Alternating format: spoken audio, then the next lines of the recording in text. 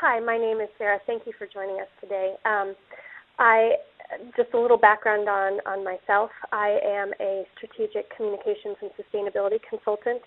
I spent the last 8 years at Juniper Networks, where the last 2 of those 8 were spent driving the company's sustainability strategy and sustainable business practices across the organization. So I'm really excited to talk to the topic today, how companies are and could leverage information and communications technologies to create more sustainable business practices and ultimately a more sustainable business. So let me just start by getting some of the definitions straight. I'm probably going to refer to ICT throughout the presentation, so I want to just clarify what ICT is.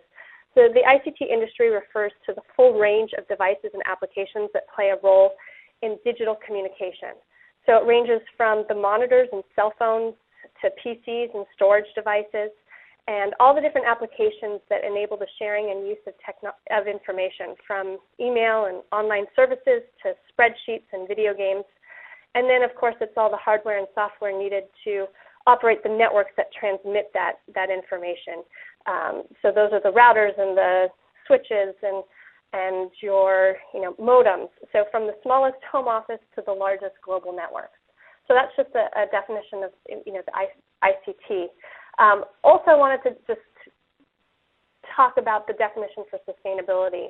There's it can mean a lot of different things in a lot of different contexts. So I wanted to just ground the way that I'm going to be using it today in the conversation going forward. So the UN defines sustainability as being able to meet the needs of today without sacrificing the needs of future generations. And I think that's a pretty good way to think about it. Sustainability really relates to being able to indefinitely maintain our way of life without compromising the lives of other living things, which includes our planet, or future generations. And so from a business perspective, it's the ability to maintain that long-term economic success, being able to maintain market relevance and competitive differentiation, but without adverse impacts. In fact, the most sustainable companies are those that are able to, positively impact all of their constituents. So it's not acceptable to do business at any cost, and the ends do not justify the means. Rather, it's about ensuring that as business is conducted, it's beneficial to all. And if you think about it, it's really being able to tie the business strategy to mega trends. It's not compliance, which is a management mechanism. It's about being able to identify growth opportunities as the result of evolving societal needs that will ultimately allow companies to continue to thrive. And so those are kind of the definitions that I'm going to be leveraging as we go forward. Now, there's questions about, well, how do you measure a business's sustainability? And so, I think one of the best ways that we've seen is really the triple bottom line, which was an accounting principle coined by John Elkington a while back. And it basically embodies the sound premise that a singular view, namely a company's financial statement, which is what we've been used to seeing, doesn't necessarily reliably determine overall success, and it's not necessarily a good predictor of future or long-term performance. As we know, measurements in isolation tend to not be, inclusive of all the information that would be needed to make a good, sound decision going forward. And so there really needs to be context around the activities of the business, and that context needs to include people and environmental factors in order to be able to understand the organization's, operational risks and opportunities going forward. So that's kind of the framework by which I'm going to discuss the next 30 minutes on how ICT can be used to help organizations achieve more sustainable business practices and address issues associated with this triple bottom line of people, planet, and profit. But before I do that, let me just kind of frame the types of issues that we are talking about. From a people standpoint, sustainability issues could relate to the treatment of employees, diversity, human rights, community outreach efforts, labor relations, the support of responsible development of indigenous communities in which the business operates. It covers business ethics, ensuring equitable opportunity, job creation, skills enhancement, and social investments, basically that promote the common good. From a planet perspective, it's about environmental stewardship, maintaining biodiversity. It's issues around responsible consumption and reducing emissions and pollutants. Being committed to clean air, water, and land, which often means aiming to achieve zero waste. And then taking responsibility for and corrective action around releases, spills, or other impacts. Because as we know, businesses aren't perfect, and even with the best intentions, can have impacts. And so it's about having a sustainable business and employing sustainable business practices is about making sure that you take responsibility for your impacts and then do what you can and be open about what you are doing to minimize those impacts. And of course, these planet issues can help, an organization combat health and safety issues, crisis management, adhere to environmental regulations, and really get ahead of ongoing resource constraints that we're going to be facing into the foreseeable future. And then obviously there's the profit pillar of the triple bottom line, which I believe we're all very familiar with, and that really relates to maintaining the economic viability of an organization. It's about margin improvement and growth enhancement and capital efficiency and risk management and maximizing shareholder value. And paying attention to these things within the context of people and planet can help organizations actively manage their operations and resource utilization to really drive efficiencies and ultimately improve the overall sustainability of profit for that business. So it's the convergence of these three indexes that can be used to measure the sustainability of a business. It's a business that's mindful of its impacts, responsible for its actions, and proactive in its value creation for all. And there are a lot of best practices that document a full range of programs and processes that can be deployed to create a more sustainable business. But for purposes of this discussion, I'm going to focus on those issues that can be addressed by leveraging a good ICT strategy. So let's look at those in this framework of people, planet, and profit. So, there's obviously a lot of pressing people issues out there, but again, within the vein of those that are, that ICT can really help organizations tackle, I think one of the biggest ones is that just the changing face of the workforce. Organizations are looking at a workforce that is increasingly female, global, and connected. And so what I mean by that is, the Shriver report recently released that women already make up half the workforce and are the primary or co-breadwinners in 2/3 of American households. Women now outnumber men in the U.S. 59% of all bachelor degrees and more than 50% of all graduate degrees are earned by women, and 60% of all new college-educated hires are now female, according to the Department of Education. But this shift isn't isolated to the U.S. In the European Union, women have filled 6 million of the 8 million new jobs created since 2000.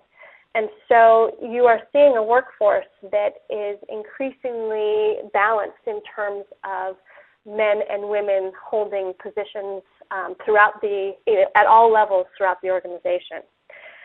You also have a workforce that is more global. That location of that employee and that talent can truly be anywhere in the world. Thanks to the network, the ability to connect to people, resources, and the capital you need to conduct business is significantly easier to access. And so this has really improved the opportunities for all to participate in the global economy and resulted in, business development in emerging countries such as India and China that have made it possible for people to stay within one's country of birth to make a living.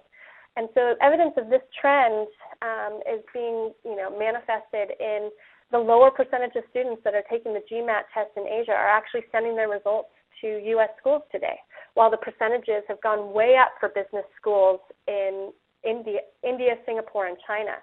The Department of Education notes that while 70 to 80% of foreign students used to stay, for instance, in the U.S. after completing their degrees, now it's 50%, and the indicators are that trend line will continue to drop. And so if you look at this workforce that's increasingly female, increasingly global, and then constantly connected, organizations are really going to have to look at how they, structure their organization as well as the workday to make and to be able to attract and retain the best and brightest talent. The coming generations that are going to be the leaders of tomorrow are constantly connected. They're texting, they're phoning, they're blogging, they're chatting, they're IMing, they're watching and playing all at the same time. And so organizations need to achieve a level of digital sophistication that will that we haven't seen up till now. So if you take away a couple things, to remain competitive, these organizations are going to have to create a new work order that's much more flexible, much more interactive, and much more connected to accommodate this changing workforce. But it's not just those inside the four walls. It's everyone that's touched by this business. These same tenets should be applied across the board, because you are finding that the business is touching so many different people these days and relying on so many different people that it's important to think of how you are interacting and enabling and empowering those folks to get what they need and do business with you in a way that is, maximizes productivity. So if you think of all the contractors, all of your consultants, business partners that you interact with on a daily basis, and your supply chain and the manufacturers and the distributors and integrators you work with to keep things moving smoothly, and then obviously you can't forget about the customers and their requirements, for support or real-time information, as well as all the communities in which you operate who have a vested interest in how your operations are going to potentially impact their local economy or a local environment. You have a lot of different stakeholders that these businesses need to start to really engage and provide, productive environments to really get the most out of these relationships. So let me also add transparency to the list of requirements for a sustainable business, because in this hyper-connected world, if there are issues within your supply chain or within your employee base or in your sourcing or distribution network, they will be uncovered. And so, businesses are finding that they really need to have a continual dialogue going on with the people that they rely on and touch. One, to just keep a pulse on current sentiment. Two, to identify potential issues and impacts, and three, to be able to involve all these different stakeholders in solutions that will truly benefit all. The reality is this is the environment that businesses are operating in today, and so it does require, relooking at the work order and the way the day is structured and the way the relationships between different stakeholders is enabled. So ICT can help organizations create a flexible, interactive, and transparent environment. I've listed here just some of the basic ways and technologies that can come to bear on some of these issues, but it's about having a good mobile strategy, because the reality is that by 2012, nearly 3/4 of corporate employees will use mobile devices for work, whether it's sanctioned or not, simply because they have it's increasingly convenient to use their smartphones. These devices are becoming very powerful, and more people are using their phones and their smartphones or mobile devices to access data versus having to sit at a desktop. So, if you don't have a mobile strategy and you aren't, you won't be able to effectively empower these employees to do their work You're missing out on opportunities to reach out to stakeholders and engage them in ways that they want and are currently getting information or will be getting their information. It's important to have a mobile strategy and a formal plan in place that will help the organization, reduce risks associated with costs of managing multiple different types of devices or mobile endpoints, as well as the security risks associated with not having a plan in place and these mobile devices introducing things to the work environment that you probably don't want in. And it also can help, a good mobile strategy can also help you leverage the ways that you interact and take advantage of new location-based and present-based applications and services that can help you really stay connected to your constituents. And these can be, as I mentioned before, these can be prospects or customers, employees, partners. All of your stakeholders can be incorporated into a good mobile strategy to ensure that you are able to leverage this trend in a productive way. Be able to support transactions, improve workflows, get the information that you need, allow ongoing touch points and communications with these stakeholders. So the other, another strategy or another, technology that really is often overlooked by businesses is the use of online tools for recruitment, retention, and training purposes. Using online tools can help organizations cast a wider net and facilitate, onboarding of employees from a variety of locations. The reality is that 2/3 of all new jobs, according to, at least in the U.S., according to the Obama administration, will require some sort of advanced training. So much of this can be done online to reduce costs associated with having to have a dedicated training facility, and it can improve the overall quality of the work produced by the workforce. Online tools can be used to help with onboarding or job transitions, provide job skills development, and facilitate movement in the organization. And it can also help create opportunities in indigenous communities. I've seen companies offer, English to people within the local communities through online training programs, and it helps them with skills development and helps create an entry-level employees for local positions and local prospects. There's also rich social media strategies that can be employed to create regular communications on topics of interest to particular communities. It's about using, tools that your constituents are already using to help them engage them in an interactive dialogue. It could be as simple as, setting up a wiki or, enabling, a Facebook fan page or, monitoring Twitter and jumping into the chat rooms that, are talking about issues that are relevant to your business. But it's about staying engaged with these constituents to, again, understand, what some of the potential risks are that, you may not be aware of, as well as opportunities to address, the needs of these constituents in a more effective way. And social media can also provide you an opportunity to create feedback loops to ensure voices and issues are heard and uncovered, and collaboration. And I'll talk a little bit more about these in a little bit later. But again, these are some of the strategies and technologies that businesses that employ them are able to really address some of their people issues.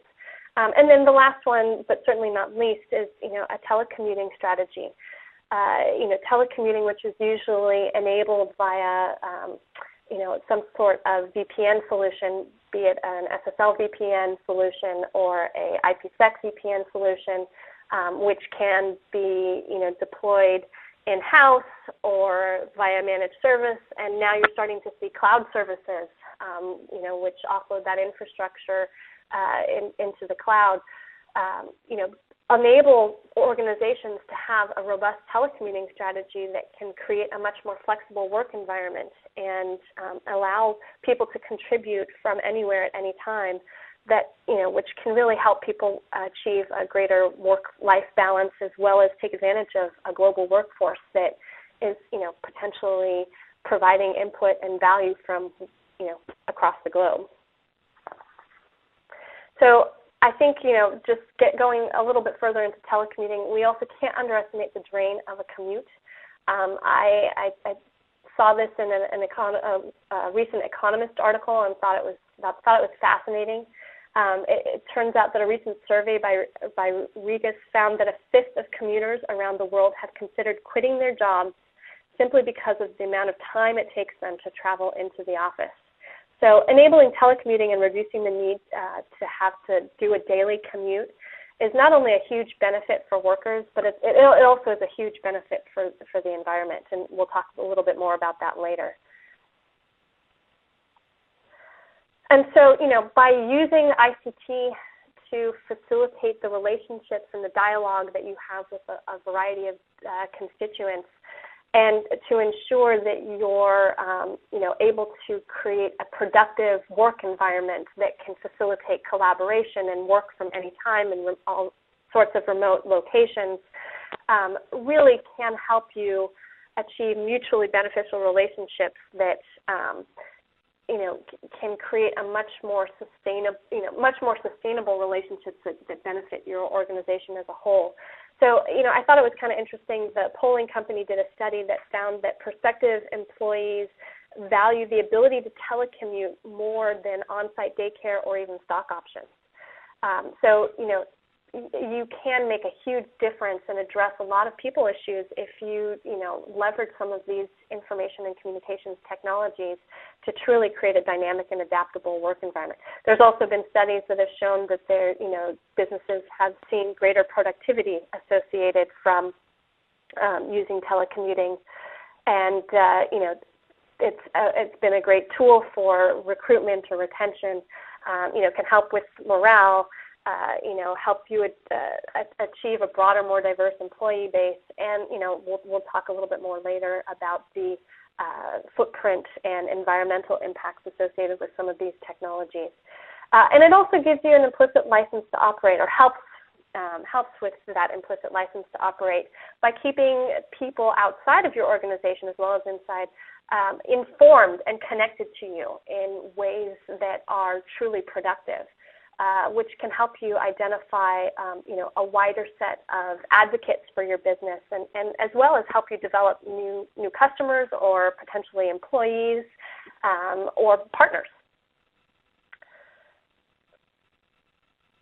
So, obviously there's lots that we can talk about on people, but I only have a short amount of time, so I want to get to some of the pressing planet issues that we're facing today, and how ICT can potentially help organizations achieve more sustainable business practices. It's clear that as a planet, we only have a finite amount of resources, and the reality is that currently we have 6.7 billion people on the Earth, and we're projected to have 9 billion by mid-century. And increased population creates the need for more resources. And some other interesting, data points to that are, there's predictions that by 2020, there'll be more than 30 cities, which are cities that have more than 10 million people in what is currently now the less developed world. And by 2050, there'll be nearly 60 such cities. So, we're starting to see this, well, we have been seeing this explosion, and it's going to continue in terms of population growth. And so that has some very serious implications in terms of the resources that are needed to support this increasing population, and the reality that we're most likely going to be facing some scarcity of resources in the future. There's biodiversity depletion. We're seeing that, around the globe. But let me, focus a little bit more on kind of energy and water, since those are the ones that get the most attention. I don't know if you've seen any of the research that came out of the 2030 Water Resource Group, which was has representation from a broad set of public and private sector organizations. But they found that in just 20 years, they believe the demand for water will be 40% higher than it is today, and more than 50% higher in the most rapidly developing countries. Historic rates of supply expansion and efficiency improvement are only going to close a fraction of this gap. And so, there's the very real possibility that economic development itself will be at risk in many of these countries simply because of resource scarcity. You're seeing the same thing from an energy perspective. So, the world's energy supply, it's predicted will need to triple by 2050 to keep up with demand. And predictions place demand growing at, about 1.6% a year on a global basis. There's some that have today's demand increasing by as much as 54% by 2025. And the reality is that in many parts of the world, the energy grids are already close to maximum capacity. And it's resulting in an energy poverty that has chunks of the population unable to engage in overall development and potentially shut out from this digital world that we're living in. And so, there's an opportunity to boost efficiency and augment supply or lessen, the resource intensity of the economy through some innovations. And it's going to, the reality is that it's going to take businesses working together with public, bodies to really address these issues. No one entity has all of the resources and all of the ideas that are needed to face these. So for those organizations that are able to look at these, pressing planet issues and turn them into opportunities and reduce the risks associated with any of them to their business, they're really going to be able to create sustainable business models. The other stark reality is that when these resources are in short supply, there's an inevitable rise in price. And so, we've already seen energy as a non-trivial operating cost for most companies, and we're going to see this, occur probably with water and other natural resources as they become more and more scarce. And so this gets to the regulatory landscape that, businesses are facing.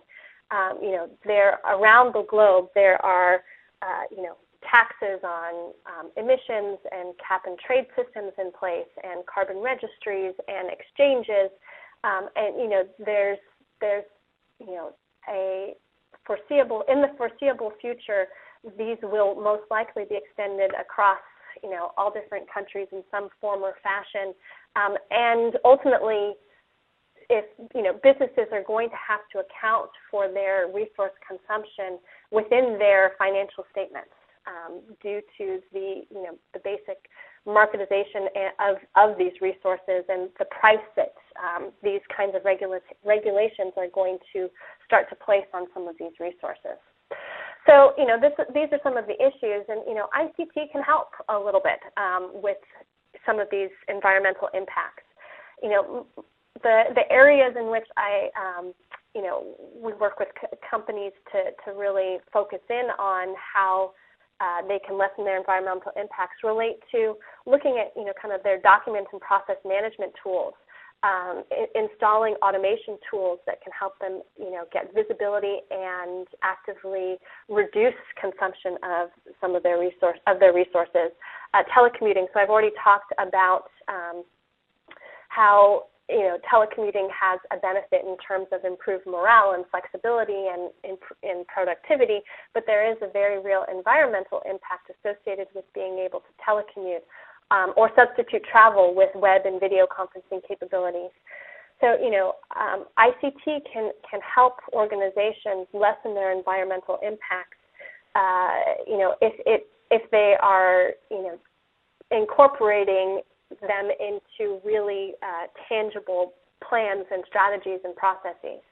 So, just a couple examples. If you think about your physical consumption, think of delivering audio and video content online versus a CD or DVD. Virtually zipping information around the world can save on not only the production of the physical either pieces of paper or the physical disc or whatever it is, but it can also save on the distribution-related emissions, so the air and vehicle emissions that result when you have to actually ship something physically or produce something physically and get that to you. So, there's ongoing effects that if you can translate something physical into something digital, that can have, truly help with reducing the overall emissions and energy used to produce and consume that thing. There's the promise of the paperless office, which, I think is becoming, more and more of a real opportunity. When you use digital documents versus printing hard paper copies, there is the potential to, if you have the right processes in place, to really refine and streamline collaborative processes that make the global workforce much more efficient. If you have the right handoffs in place and you're able to, keep digital records and there's a lot of great collaborative tools that can be used that can really change the face of these physical processes and make them much more interactive and much more productive, and of course have a huge environmental benefit. Automation tools, one that I want to touch on are really facility controls. The building sector represents a huge opportunity for businesses to really streamline and reduce their consumption and environmental impacts. There's tons of studies that show how just by improving the visibility of what people consume or businesses consume, they're able to reduce their consumption, just by identifying things that are less efficient in their use that they weren't aware of in the past.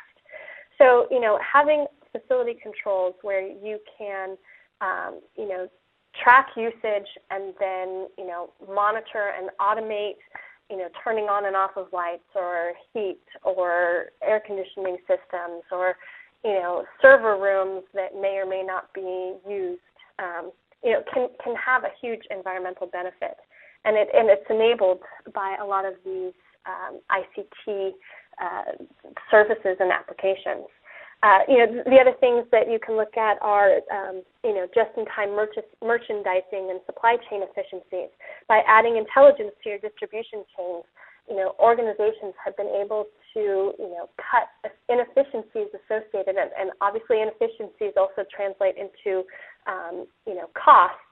They've been able to cut inefficiencies by 30% in their distribution simply by identifying some, simple fixes because the information that they had on their supply chains and merchandising and distribution chains were linked, and so they could really help. They could streamline the requirements associated with getting product into the hands of the consumer and reduce waste associated with that process. And then, of course, there's the travel and commute. I noticed there were several people from the European Union, you've probably seen that the European Telecommunications Network Operators Association, so ETNO, estimates that almost 22.2 million tons of CO2 emissions could be abated on an annual basis in the EU if 10% of the workforce were flexi workers, or telecommuters, as we say here. In the U.S., the Consumer Electronics Association found that telecommuting could reduce gasoline consumption by 840 million gallons a year, which represents close to 14 million tons of carbon. So, there's a lot of opportunity here for programs and, ICT strategies that can really help reduce the environmental impacts of businesses overall. One little stat here for you in terms of web and video conferencing capabilities. Sustain IT, which is a researching firm out of the UK, estimated that replacing physical conferencing with virtual conferencing could save over 2 million tons of CO2 per year.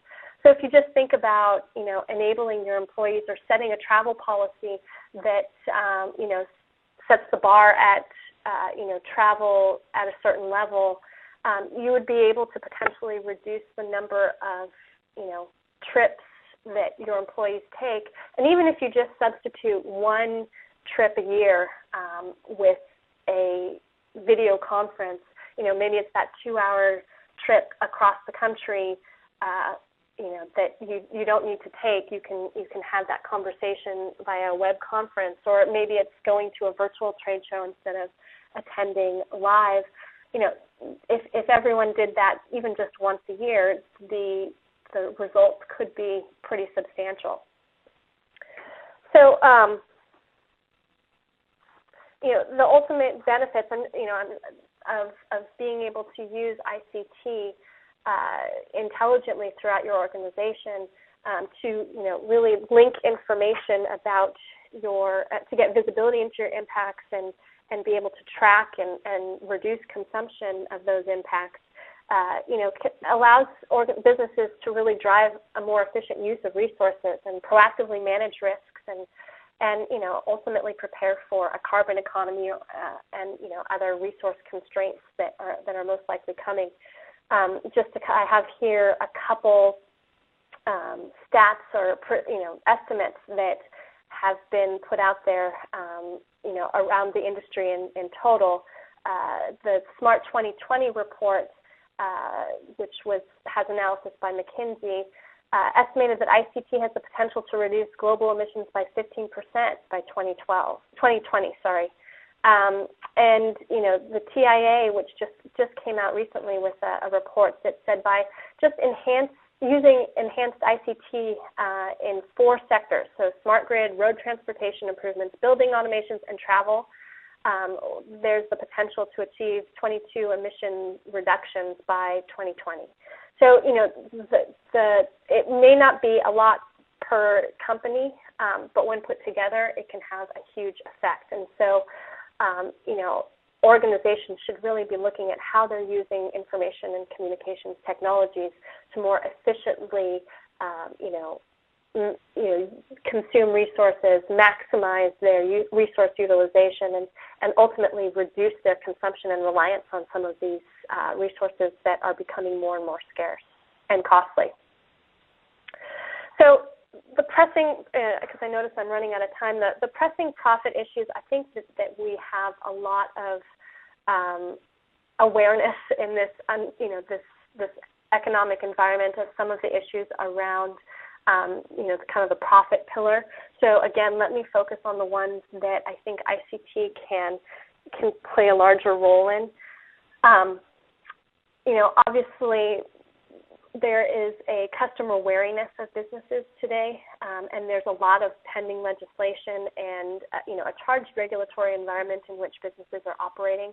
So, organizations are really having to kind of renew their implicit license to do business, and that comes often with being able to provide greater transparency into what the risks and exposure that the business's operations have on the overall profitability of the organization. And so within the context of people and planet, I think there's an opportunity to create new and sustainable profits. So from a practical standpoint, there's an opportunity to look at, profit creation in the vein of, people and planet and identify opportunities, because big societal problems are, it's been said, are the next innovation frontier. And I think this is really an opportunity for businesses to take a look at, maybe emerging markets where there's the biggest potential risks, but there's also the biggest potential opportunities, and identify ways in which to address the needs of these, the greater population and needs that have not been met to date. Plus, emerging markets are becoming a great test bed for new ideas and solutions. If you can engage, emerging markets, you can drive creativity and prospects that can help create solutions around unmet needs. So, the other thing to think of is that these emerging consumers are also potential employees or competition. because we're operating in a truly global integrated economy, good ideas can come from anywhere. And those organizations that are able to identify trends and market needs and then quickly adapt their business to take advantage of those opportunities will find they're able to take share. And that adaptation typically comes from having a solid ICT strategy and a flexible ICT environment that can help you uncover opportunities and then, analyze them and then quickly adapt to take advantage of them.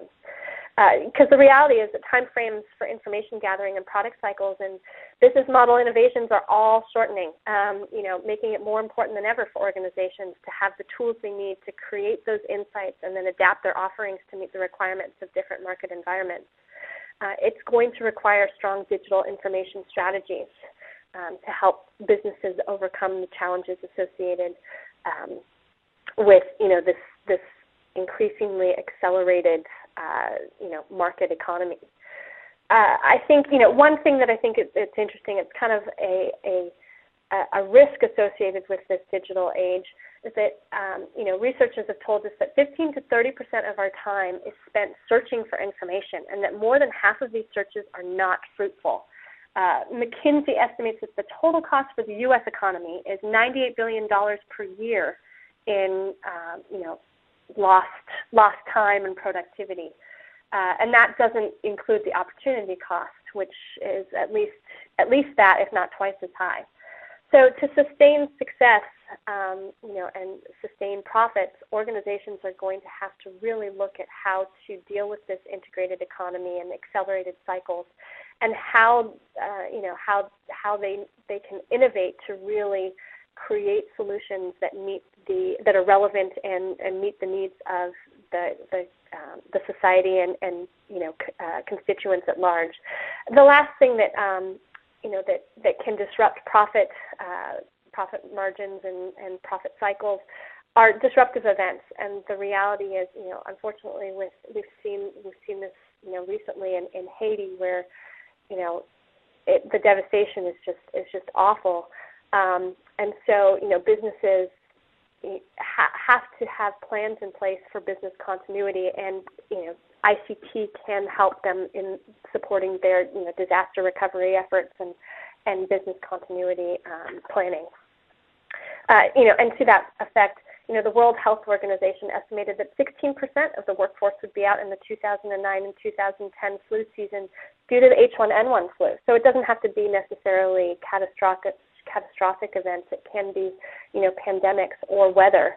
And so being able to help organizations, plan for the unplannable in as much as they can help them, protect their profit margins. So I think, I found this slide pretty interesting. It came from IBM, and it basically outlines some of the ICT initiatives that they found the most important to grow a business and to increase profitability. And so,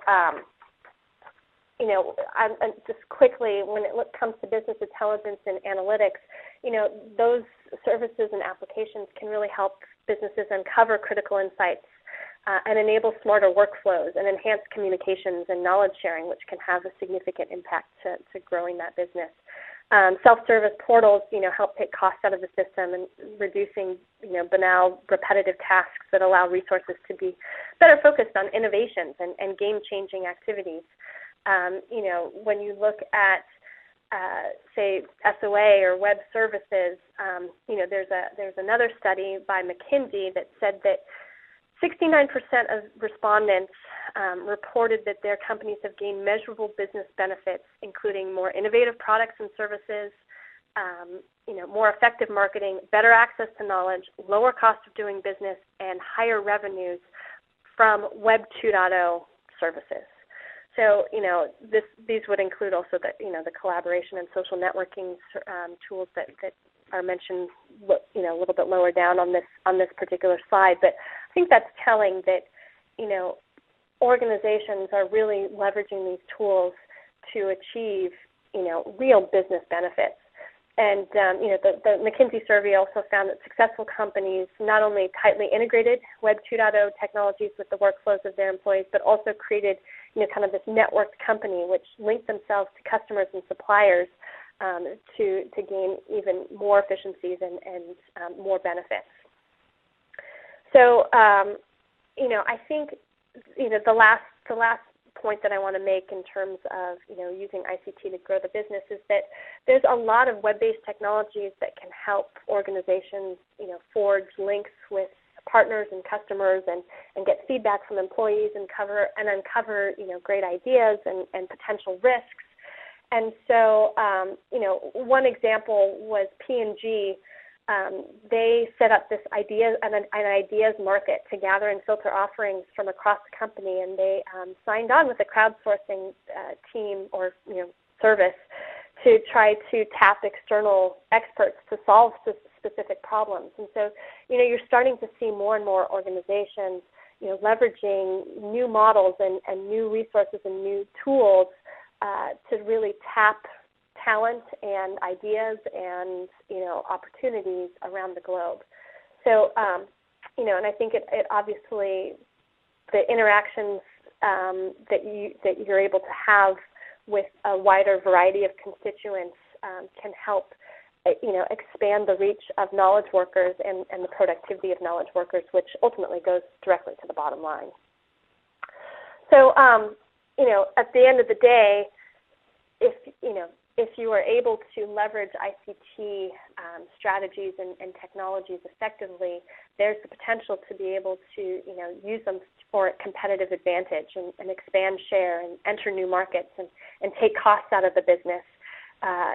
Plus there's the opportunity to, support business continuity and reduce impact of, catastrophic events, as much as potentially possible. So, one thing that people have often asked is, when you say take costs out of the business, what does that mean? And I think, just one example. For instance, there was an organization in New York that was spending $16,000 a year per employee just to have office space in downtown Manhattan. And so, when they wanted to reduce costs, they looked at instituting, a policy that split time between employees in the office and in their home, and it enabled them to almost half their real estate costs. So, there are ways in which, very tangible ways in which, ICT can be used to take costs out of the business. One thing that, when we're talking to companies about instituting some of these, ICT strategies, there are some common pitfalls to avoid. First and foremost, there's often a misalignment between IT and the business. So, what I mean by that is that, decisions will be made, at the CEO level, and the CIO will not be a part of that strategy, discussion, or decision-making process. IBM found that in high-growth businesses, the CIO was a major part of developing, industry solutions and creating corporate vision. In low-growth firms, they found that the CIO and their organization was expected to, focus mainly on just providing core services and facilitating process efficiency. And so, it just goes to the fact that if there's a misalignment and IT is not a part of the strategy, there's an opportunity lost there. And that's kind of the follow-on is, IT as an afterthought. And so let me just give an example of something I've seen in the past. Companies that want to reduce their operational expenses will often turn to each individual department and tell them to reduce their costs by, X%. So the facility department is given a mandate of reducing real estate costs, and the marketing is told to cut spending, and the CIO is told to cut their budget. However, if instead of having things compartmentalized, And if you were to bring IT into the conversation at the very beginning, if the goal is to reduce operational expenses, IT can take the strategic approach and create an environment that supports, say, telecommuting, or supports a travel policy that you have to have multiple meetings in a location for a trip across the world to be justified, or whatever it is. And the IT environment that would support that can be put in place. So when it's done as an all-encompassing initiative accompanied by the appropriate governance and policy changes, IT initiatives can ultimately help organizations, maximize their stretched budgets and workers, and help each department then meet their goals. So, it makes it a much more sustainable, strategy and sustainable initiative. The third one is, there's no comprehensive long-term plan.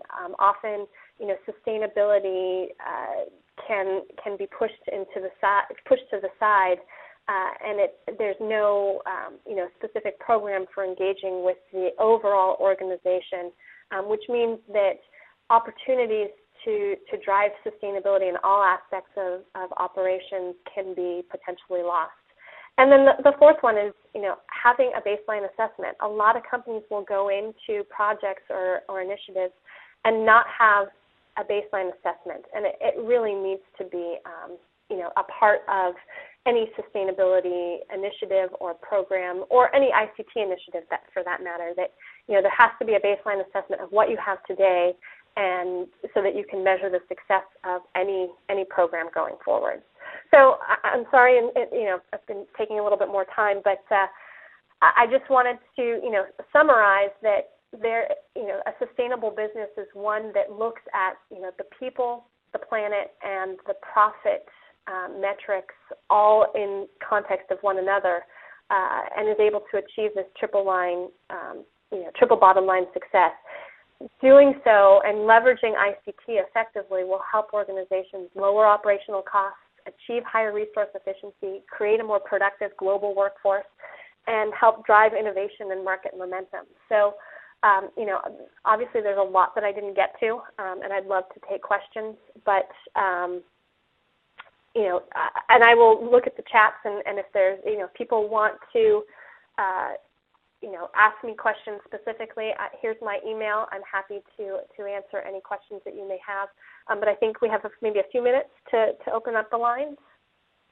Hey, Sarah, what a great talk. And we had a great discussion going, too. Andrea was saying, are we being rude discussing this? But a lot of ideas came up while you were talking. We actually launched a quick poll even to find out who was working mobile and if they regularly did, and that was interesting as well. You can see the results on your poll tab. But we have time for a few questions, so let me just jump in, and I'm afraid all of them probably call for long answers.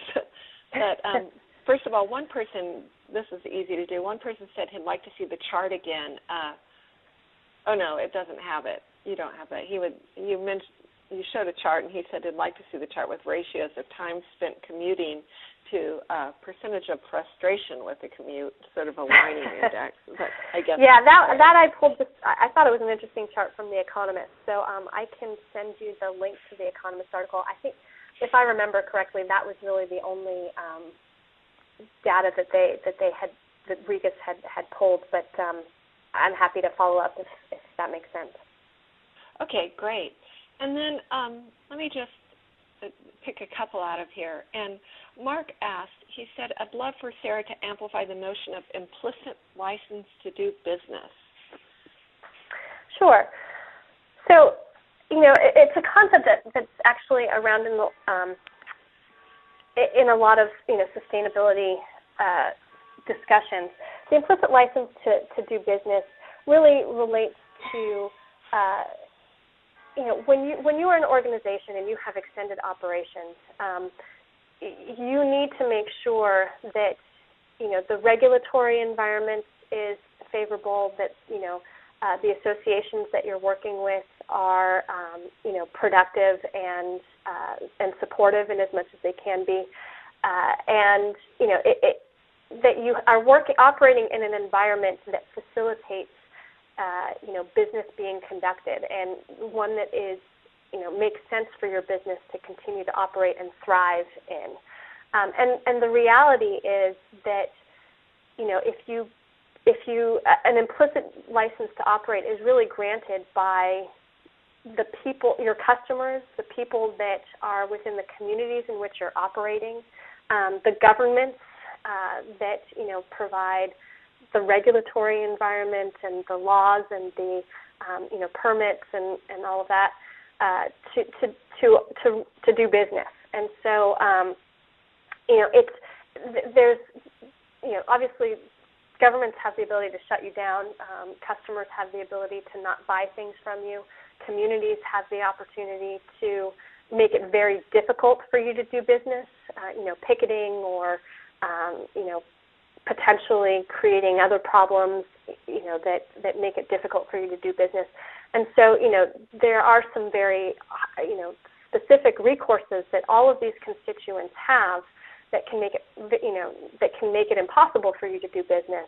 But on the flip side, they are also granting those businesses that are operating an implicit license to do so.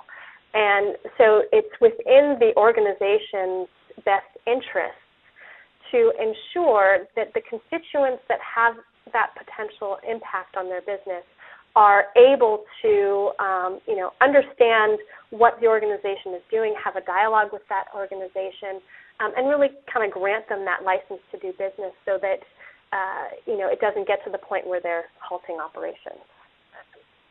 There's better,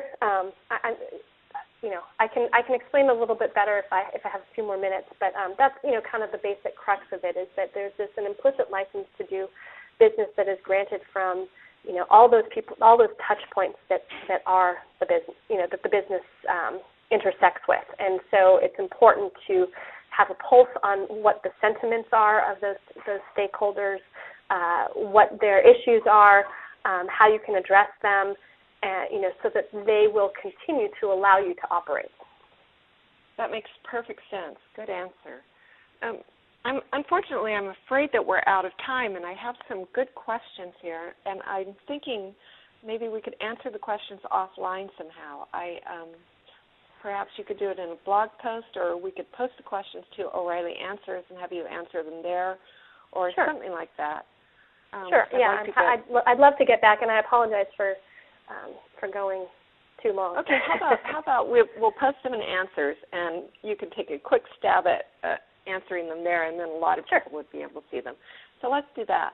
And I just want to thank you, Sarah. It was a wonderful talk, and I know we all got a lot out of it just from looking at the discussion today, and we had a great crowd, too. But unfortunately, they're dropping off quickly to probably go to their next meeting. No problem. Thank you. So thank you very much. And remember, everyone, you can get Sarah's book today if you want the ebook version for $9.99, which is an incredible deal. Or you can use for your entire book purchase, if you want to use our code FORECAST, it'll give you 40% off books or 50% off ebooks, too. So that's all I'm going to say. Thank you, everyone, and we'll talk to you again soon. Thank you for your time.